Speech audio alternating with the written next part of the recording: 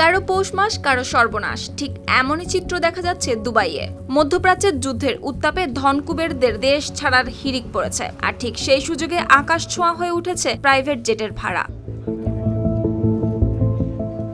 যুক্তরাষ্ট্র ও ইসরায়েলের যৌথ হামলার জবাবে তেহরানের পাল্টা ক্ষেপণাস্ত্র ও ড্রোন হামলায় উপসাগরীয় অঞ্চলে তৈরি হয়েছে তীব্র অস্থিরতা। এর প্রভাব পড়েছে সংযুক্ত আরব আমিরাতের বাণিজ্য নগরী দুবাইতেও। হামলার আশঙ্কা ও বিমান চলাচলে বিঘ্ন ঘটায় বিপাকে পড়েছেন সেখানে বসবাসরত ধনী ব্যবসায়ী ও বিদেশি নাগরিকরা। দুবাই আন্তর্জাতিক বিমানবন্দর আংশিকভাবে বন্ধ হয়ে পড়ায় দেশ ছাড়তে এখন প্রাইভেট জেটই অনেকের একমাত্র ভরসা। ফলে ব্যক্তিগত বিমানের ভাড়া হঠাৎ করেই কয়েক গুণ বেড়ে গেছে। মাস্কাট থেকে ইস্তাম্বুল যেতে একটি ছোট জেটের ভাড়া এখন প্রায় ৮৫,০০০ ইউরো, অর্থাৎ প্রায় ১,১০,০০,০০০ টাকা, যা স্বাভাবিক সময়ের তুলনায় প্রায় ৩ গুণ বেশি। আবার সৌদি আরবের রিয়াদ থেকে ইউরোপগামী প্রাইভেট ফ্লাইটের ভাড়া গিয়ে পৌঁছেছে $৩ লাখ, অর্থাৎ প্রায় ৪,২৭,০০,০০০ টাকা।